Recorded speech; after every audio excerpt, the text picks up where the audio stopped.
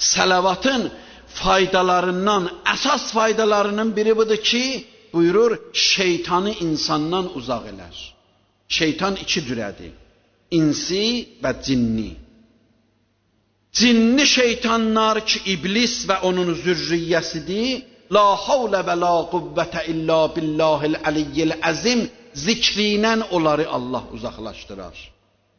Amma salavatı insan çox desə, o insanlar ki şeytanın zürriyyələridir, şeytana köməkçidirlər və insanı yoldan çıxadırlar, insanların içərisində olan şeytanları uzaqlaşdılar insanlar. İkincisi budur ki, buyurur mucibi gıfrandır. Gıfran nədir?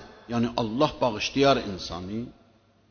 Peyğəmbər buyurur, hər kəs mənə 3 dəfə gündə salavat desə, hubbən və şəvqən, məhəbbətdən ki, mənə məhəbbəti var, məhəbbətin izhar eləsin deyə mənə əgər gündə 3 dəfə salavat söysə, kanə haqqən ələllah.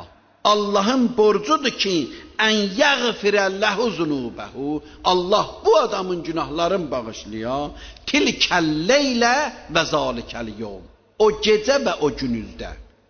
O günüzün və gecənin içərisində elədici günahları o 3 dənə salavatın ehtiramına Allah bozur. Buyurur, dilüz bekar qalmasın buyurur. Siz qulağınız eşidir, əliniz iş görür, ayağınız iş görür, diliniz də öz ibadətin eləsin. Bir də hədislərdə var ki, insana ölümü asan eləyər. O insanlar ki, onların dilləri salavata öyrəşib, onlara ölüm asan olar. Çünki ölüm çox çətindir. İndi ölüm barəsində danışmırıq, mövzu başqadır.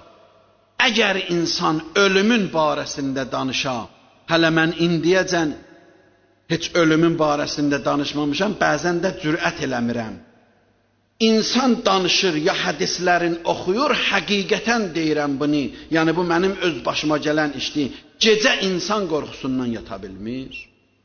Yadından çıxadır onları ki, oxuduqların ta yuxusu yaparsın.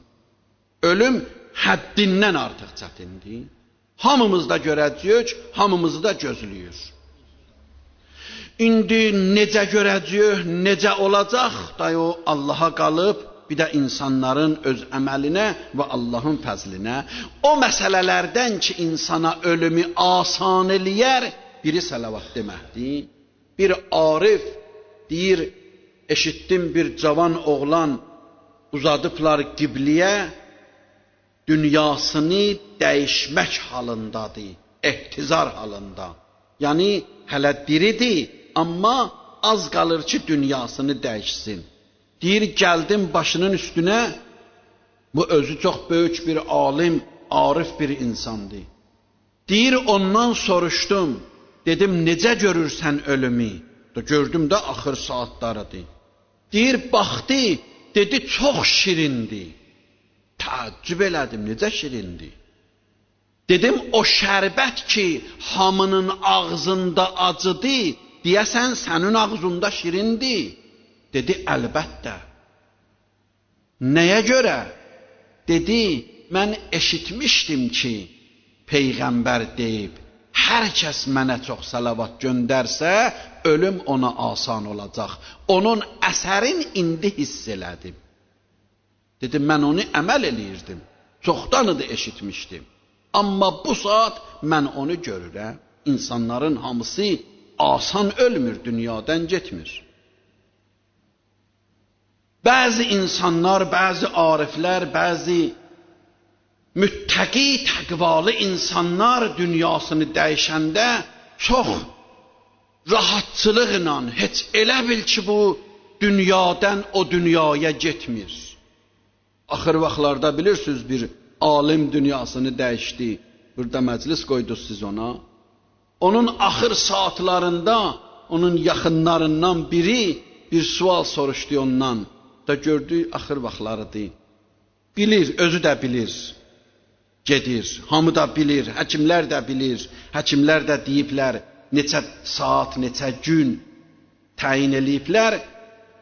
Özünə saati deməmişdilər, amma özü bilirdi, özü qabaqcan bilirdi. Demişdi onları. Hamı ilə sağollaşmışdı, vidalaşmışdı, helallaşmışdı. Ondan bir nəfər alim, böyük alim idi o da. Ondan soruşdu, dedi ki, ağa, da ölümü demədi, ona utandı. Dedi, dünyanı necə görürsən? O baxdı, gülə-gülə dedin, ustadım deyən kimi. Ustadım necə demişdi, o cür görürəm. Sonra özü izah elədi ki, ustadım nə demişdi. Dedi, ustadım mənə demişdi və mən indi o cür görürəm. Düzdür, bir iddə əzizlərimdən ayrılıram. Amma bir iddədə əzizlərimi gedirəm görəm. Yoldaşımdan, oğlumdan, qızımdan, bunlardan ayrılıram. Bu çətindir. Amma atamı, anamı, qardaşımı məndən qabaq gediblər, gedirəm onları görəm. Onlar da mənim əzizlərimdir.